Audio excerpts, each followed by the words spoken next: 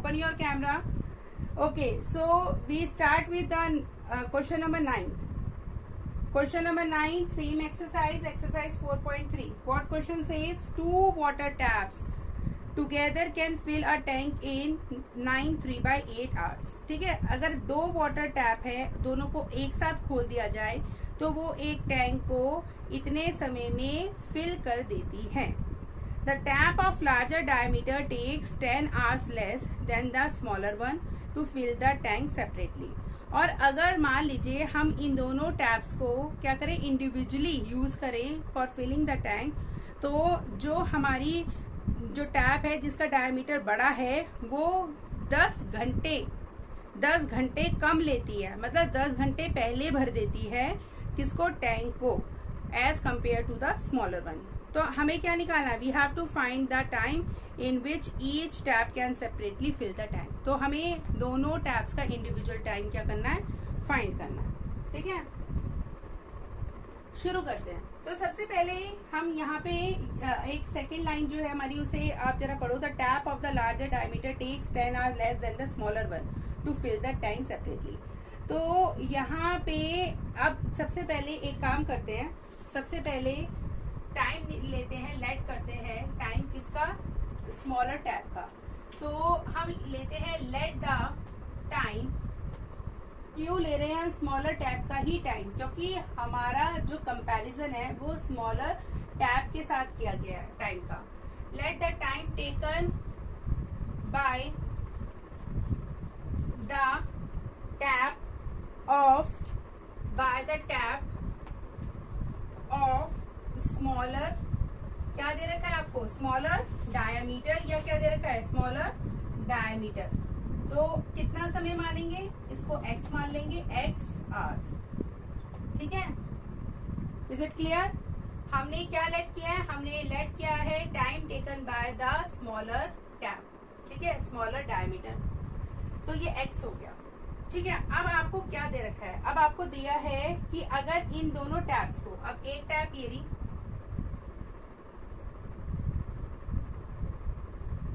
ठीक है, और एक टैप मान लो उसका डायमीटर और बड़ा है. अगर ये दोनों टैप एक साथ खोल दी जाए और अगर इस टैंक को भरा जाए तो वो लगभग कितने घंटे में भर देती है, 9 3/8. अब इसको किस में कन्वर्ट करेंगे, इम्प्रॉपर फ्रैक्शन में. तो 9 8 जा 72, 9 8 जा 72, 72 प्लस 3 75. मैंने सही बोला है क्या, मैंने टेबल सही पढ़ा है. 9 8 जा 72 ही होते ना पीयूष, 9 8 जा. ऐसे सोच रहे हैं आईआईटी का क्वेश्चन आ गया भाई. अरे 9 8 जा क्या होते हैं, कुछ नहीं हो सकता इंडिया का. अब स्मॉलर डायमीटर x hours ले रही है, तो लार्जर कितना लेगी, तो लार्जर, तो यहाँ पे आएगा the time taken by the tap of larger diameter. कितना लेगी भाई बताओ, the tap of the larger diameter. जो आपको दे रखा ना आप वही रख लो. क्या कहा इन्होंने, the tap of the larger diameter takes 10 hours less than the smaller one. इसका मतलब अगर स्मॉलर ले रही है x hours तो लार्जर टैप कितना लेगी, 10 घंटे कम. इसका मतलब x - 10 कितना होगा, x - 10. अगर छोटी डायमीटर की टैप अगर x घंटे में भर रही है तो बड़ी वाली उससे 10 घंटे कम लेगी, तो x - 10. ठीक है, चलिए अब हम एक काम करेंगे बेटा, अब हम निकालेंगे, अभी हम फिलहाल लिखेंगे the time taken by both together. अगर ये दोनों ही टैप्स एक साथ खोल दी जाएं तो ये कितना समय लेंगी, ये आपको दे रखा है. अगर ये दोनों टैप्स एक साथ खोल दी जाएं तो ये इतना समय लेंगी, 75/8. तो मैं यहाँ पे यही लिख रही हूँ, टू फिल द टैंक कितना ले रही है, 75/8 hours. ठीक है, चलिए अब हम क्या निकालेंगे, अब हम निकालेंगे the part filled by the smaller tap in 1 hour, 1 घंटे में, 1 घंटे में। अब हम निकालेंगे कि अगर मान लीजिए टोटल x आवर्स लग रहे हैं, तो आपको ये बताना है कि 1 घंटे में छोटी टैप कितना पानी भर देगी, या कितना आप कह सकते हैं कितना मतलब कितना पार्ट फिल होगा।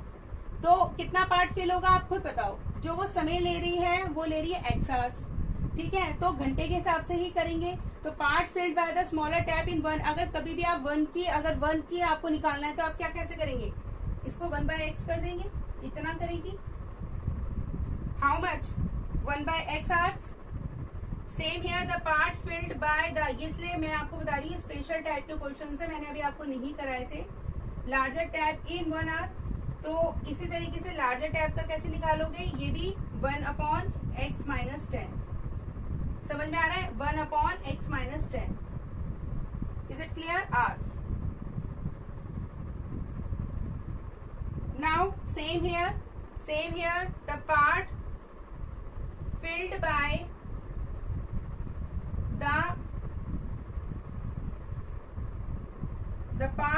by both the taps in 1 hour। अगर 1 घंटे में, यहाँ पे भी जो टोटल टाइम आपको दे रखा है, अगर उसको अभी हम 1 आवर में निकालें तो उसका क्या हो जाएगा। आप अगर आप करेंगे 1/75/8, तो आप इसका रेसिप्रोकल कर रहे हैं, इसका मतलब 8/75 आवर्स।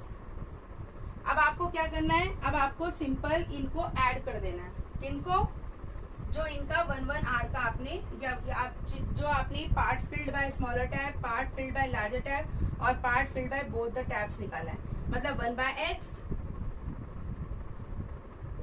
उसमें प्लस कर देंगे 1/x - 10 और किसके बराबर कर देंगे 8/75 के।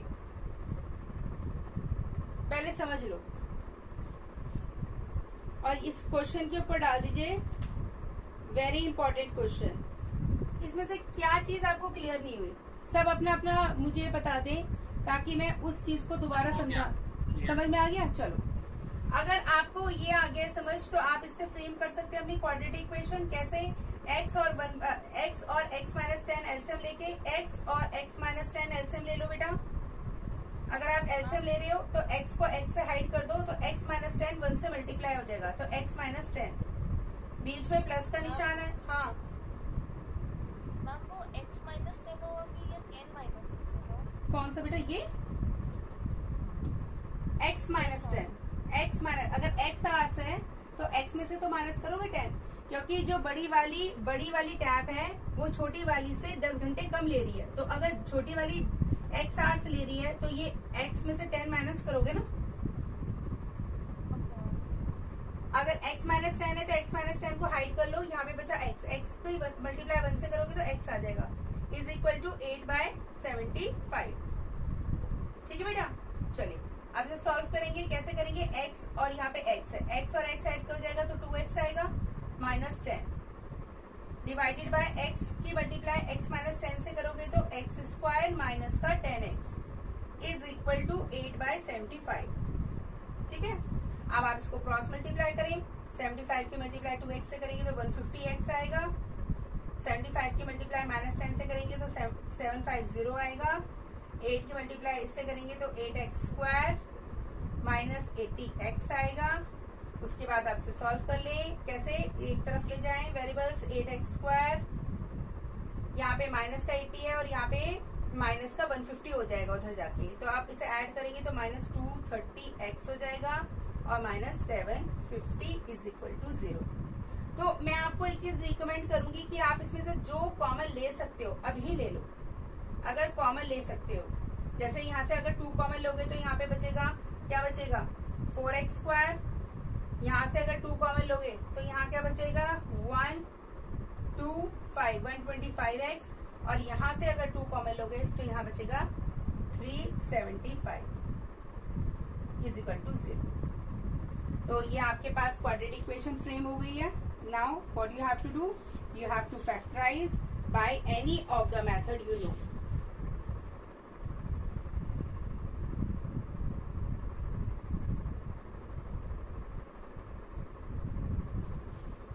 गलत कर दिया, 115 आएगा। 4x² minus 115x minus 375 is equal to 0। 115 होता है ना, ठीक है। चलिए अब इसे सॉल्व कर लेंगे, इसको फैक्टराइज कर लेंगे। फैक्टराइज का काम आप खुद करेंगे, करके जब आप मुझे फॉरवर्ड करेंगे अपना काम, तब आपका ये फैक्टराइजेशन कंप्लीट होना चाहिए, ठीक है। कर लोगे ना स्प्लिटिंग या क्वाड्रेटिक फॉर्मूला जैसा भी आपको आता है, तो ये आपको क्या करना है, योरसेल्फ। क्योंकि अभी वर्ड प्रॉब्लम्स में मैं सिर्फ आपको फ्रेमिंग समझा रही हूँ।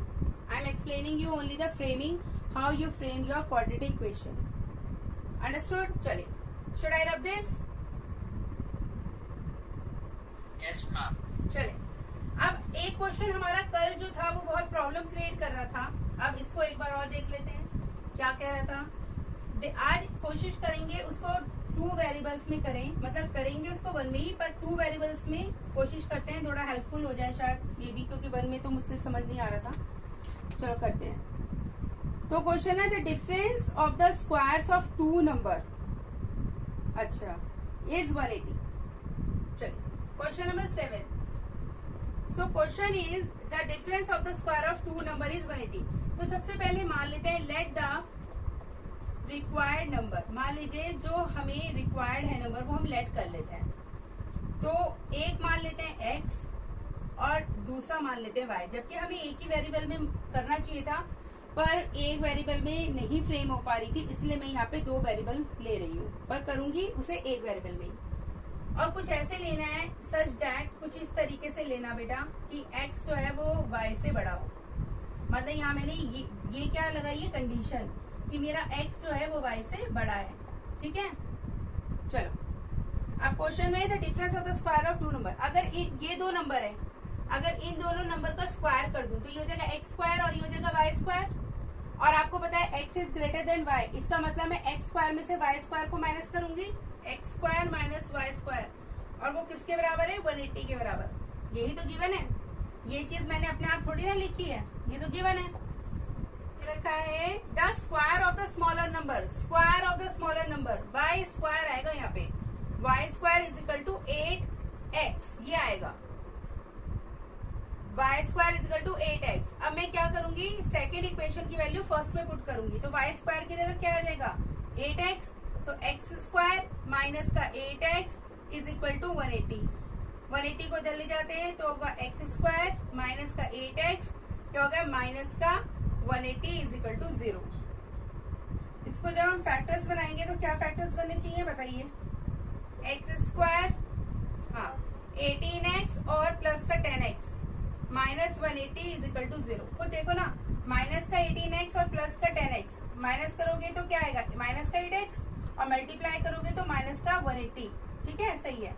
आप इसे फैक्टराइज कर लो, x इन दोनों को करोगे तो x कॉमन लोगे, x माइनस 18, यहाँ से प्लस का 10 कॉमन लोगे, x माइनस 18, आंसर आएगा x इज इक्वल टू 18 और x is equal to minus 10, ठीक है। Is it clear? या तो x की वैल्यू 18 या x की वैल्यू माइनस 10। चलिए आप पुट करिए। जैसे कि आप जानते हैं कि ये हमारे पास है y की वैल्यू निकालने का तरीका, तो y² is equal to 8 into, अगर x की वैल्यू 18 रख रहे हो तो क्या आएगा, y² इज इक्वल टू 8 8 जा 64, 144। इसका मतलब y की वैल्यू आनी चाहिए प्लस माइनस 12। इसका मतलब अगर x की वैल्यू 18 है तो y की वैल्यू 12 भी आ सकती है, अगर x की वैल्यू 18 है तो y की वैल्यू माइनस 12 भी आ सकती है। As you know that x is greater than y, तो हाँ भाई दोनों में 18 is greater than 12 and 18 is also greater than minus 12। बोलिए। हाँ बोलो बेटा। गिवन में यहाँ x² माइनस y, ये x² minus y² is equal to 180, यही तो बोला the difference of the square of the 2 number. अगर 2 नंबर मेरे x और y है तो उनका स्क्वायर क्या होगा, x² और y²।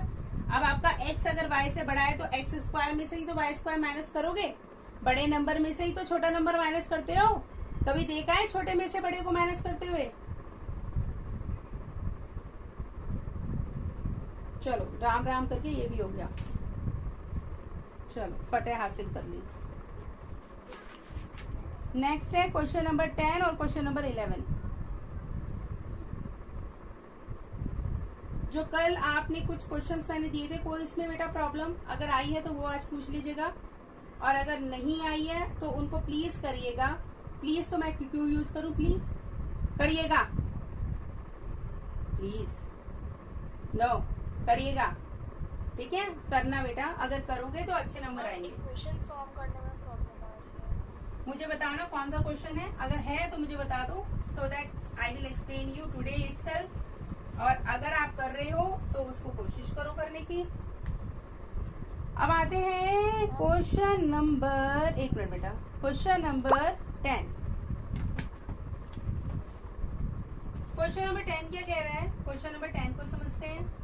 क्वेश्चन 10 कह रहा है बेटा, एक एक्सप्रेस ट्रेन है, takes 1 hour less than a passenger train. दो ट्रेन है, एक एक्सप्रेस और एक पैसेंजर।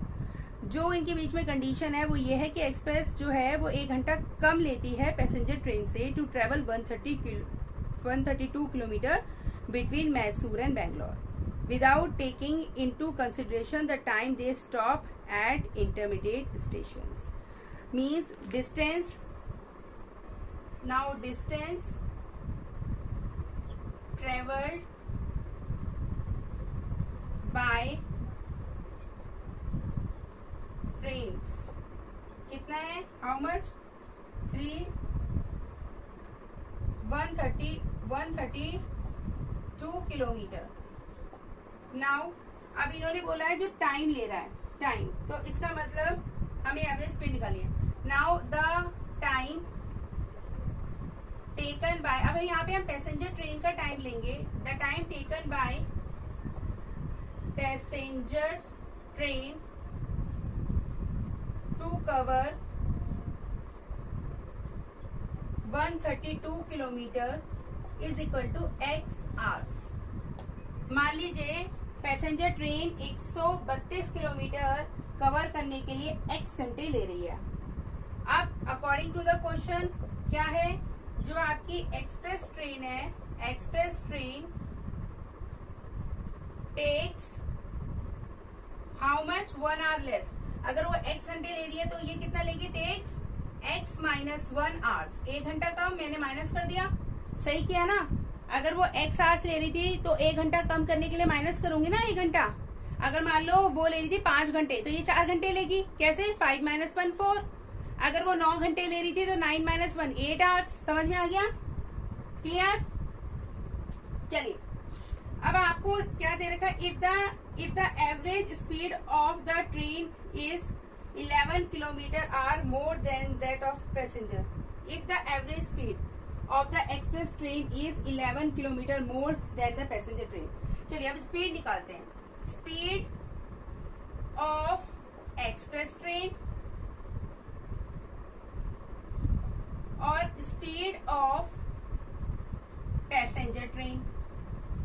आपको पता है ना स्पीड का फॉर्मूला? स्पीड का फॉर्मूला होता है distance upon time. Distance upon time, distance आपको पता है 132 किलोमीटर। टाइम कितना ले रही है एक्सप्रेस ट्रेन? टाइम ले रही है x माइनस 1। सेम डिस्टेंस कितना कवर कर रही है पैसेंजर ट्रेन? 132। दोनों सेम डिस्टेंस कवर कर रही है, पर इसका जो समय है वो है x आवर्स। अब आपको क्या करना है, मैंने आपको बताया था जब भी इस तरह का आता है तो फ्रैक्शन कंपेयर करते हैं। गार्गी आप मुझे बताएंगे बेटा कि इसमें कौन सा फ्रैक्शन बड़ा होगा, जिसका डिनोमिनेटर छोटा होगा या बड़ा? डिनोमिनेटर अगर छोटा है, छोटा होगा। बहुत बढ़िया, बहुत ध्यान से सुना, वेरी गुड। मैं बहुत खुश हूँ कि जिसका डिनोमिनेटर छोटा होगा वो फ्रैक्शन बड़ा होगा। तो डिनोमिनेटर नेचुरल ये छोटा है क्योंकि ये x है और x में से माइनस कर रहे हैं, तो ये बड़ा है। इसका मतलब 132 डिवाइडेड बाय x माइनस 1 में से आप माइनस कर दो 132 अपॉन x और इसे किसके बराबर कर दो? जो आपको दे रखा है। क्या दे रखा है आपको? 11 किलोमीटर पर आवर। तो इसे 11 के बराबर कर दो।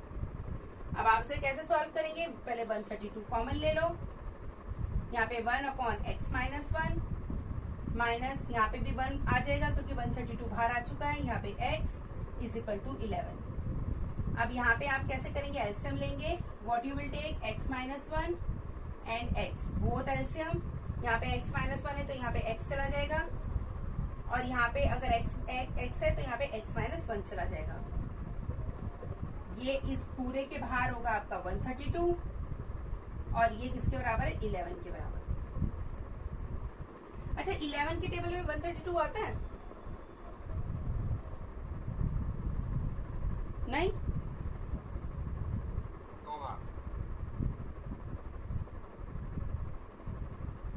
कौन कह रहा है?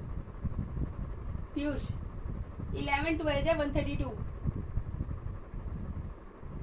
तो ये वाला 11 इसको काट देगा. मैंने कहा था ना, अगर दोनों ये न्यूमरेटर में है और दोनों के बीच में इजिकल टू का साइन है, एक लेफ्ट हैंड साइड है एक राइट हैंड साइड, तो दोनों काट सकते हो. तो यहाँ पे क्या आ जाएगा बेटा, 12, और यहाँ पे क्या बचेगा, सिर्फ 1. समझ में आ गया? अब यहाँ पे क्या है, 12.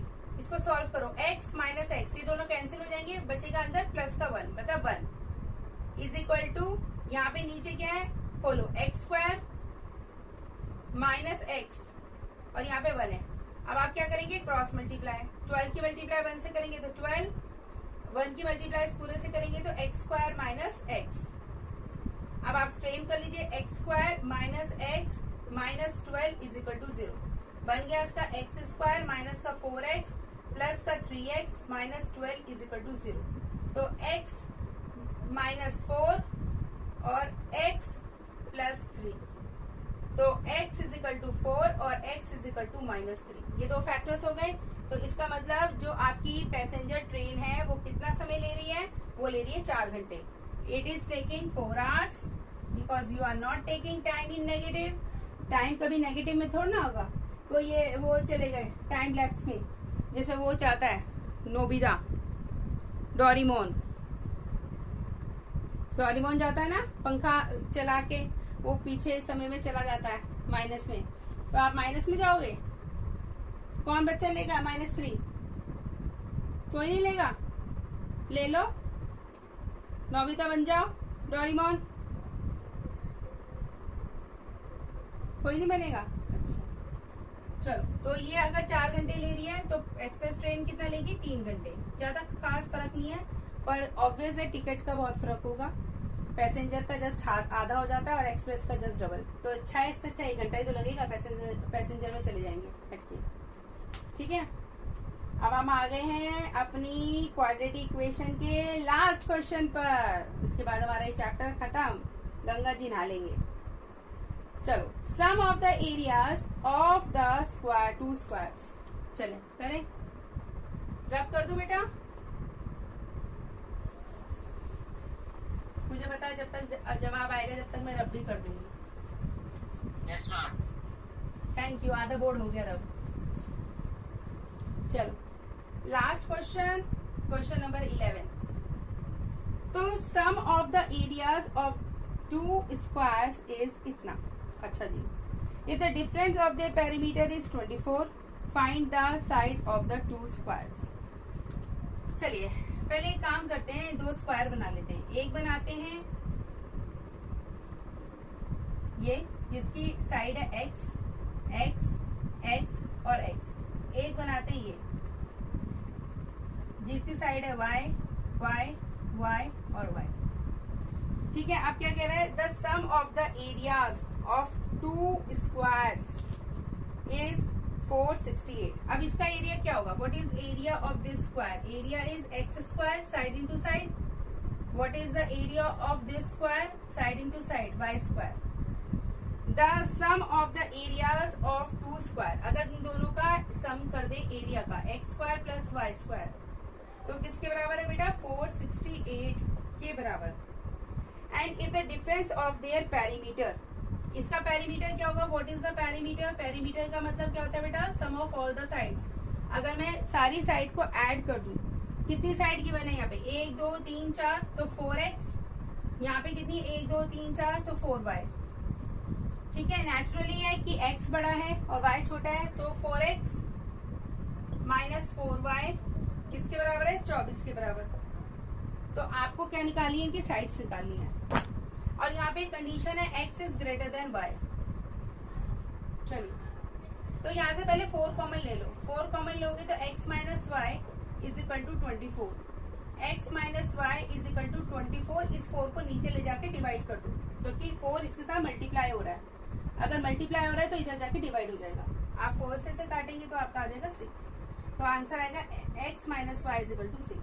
ठीक है, अब आप एक काम करो, यहाँ से x की वैल्यू निकाल के इसमें पुट करो फर्स्ट इक्वेशन में, तो x की वैल्यू क्या आएगी 6 प्लस वाई। क्यों आई? क्योंकि मैं माइनस वाई को इस साइड ले गई। अब ये वाली इक्वेशन आ गई आपकी सेकेंड, और इसकी वैल्यू को किस में पुट करेंगे 1 में। तो यहाँ पे लिखेंगे, जो भी आप करेंगे उसको आप जरूर लिखेंगे, putting the value of equation second की वैल्यू को इन इक्वेशन फर्स्ट। कौन सी इक्वेशन में पुट करें? फर्स्ट में। तो जहाँ पे x है वहां पे आ जाएगा 6 प्लस वाई, उसका whole square plus y square is equal to 468। अब इसे सॉल्व कर दीजिए। यहाँ पे कौन सी आइडेंटिटी लगाएंगे? यहाँ पे लिखेंगे यूजिंग a प्लस बी का होल स्क्वायर। कौन सी आइडेंटिटी यूज कर रहे हैं? a प्लस बी का whole square, that is a square plus 2ab plus b square. खोल दीजिए, 6 6 36 plus 12y plus y square is equal to 468। यहाँ पे y स्क्वायर है तो ये हो गया 2y स्क्वायर, यहाँ पे आ गया प्लस का 12y, और ये इधर जाके क्या हो जाएगा बेटा माइनस। तो 468 में से अगर 36 माइनस करोगे तो 8 में से 6 जाएगा 2, 6 में से 3 जाएगा 3, और ये आएगा 4, और वो भी माइनस का इज इक्वल टू 0। अब आप एक काम करो, यहाँ से 2 भी कॉमन ले लो। Once you take 2 your quadratic equation gets reduced. 2 common लेंगे तो वाई स्क्वायर 6, यहाँ पे 2, यहाँ पे 1, यहाँ पे 6। तो बेटा ये आपका आंसर आएगा। 2 इधर जाके नीचे डिवाइड हो जाएगा, तो Y square plus 6y minus 216। तो आप इसको भी क्या करेंगे? फैक्टराइज कर लेंगे। तो 216 का फैक्टराइजेशन कर लेते हैं, देख लेते हैं। 2 से जाएगा तो 108, 2 से जाएगा 54, 2 से जाएगा 27, 3 से जाएगा 9, 3 से जाएगा आपका 6 आना चाहिए। तो कैसे आएगा? 2 2 जा 4, 4 2 जा 8, 3 3 जा 9, और 9 3 जा 27 नहीं, तो 3 3 जा 9, 9 2 जा 18, 2 2 जा 4, 4 3 जा 2 2 जा 4, 4 3 जा 12 आ गया। तो हम कैसे पेयर बनाएंगे? 3 3 जा 9, 9 2 जा 18, तो ये आ जाएगा 18, और 2 2 जा 4, 4 3 जा 12, 18 माइनस 12 6। बहुत बढ़िया। तो आ गया आपका answer. What you will get? Y square plus का 18y माइनस का 12y माइनस 216। तो फैक्टर्स में बनेगा एक y प्लस 18, और एक बनेगा आपका y माइनस 12। तो y की वैल्यू आ जाएगी 18 और y की वैल्यू आ जाएगी 12। You will get the value y is equal to minus 18 and y is equal to 12। तो यू नो डायमेंशंस कभी भी नेगेटिव नहीं होती, तो आप इसे इग्नोर कर दें। तो y की वैल्यू आ गई 12। अगर y की वैल्यू 12 आ गई तो आप क्या काम करेंगे? आप जहां पे भी आपको दिखाई देता है, जैसे ये दिख रहा है x minus y is equal to 6, आप यहाँ पे y की वैल्यू पुट कर दें और x की वैल्यू निकाल लें। तो लगभग ये जो पार्ट है ये पूरा लीनियर इक्वेशन की तरह है। तो यहाँ पे y की वैल्यू रखोगे तो x minus 12 is equal to 16, तो x इज इक्वल टू 18। तो इसका मतलब x की वैल्यू क्या आ रही है? इसकी साइड है 18 और इसकी साइड है आपकी y 12।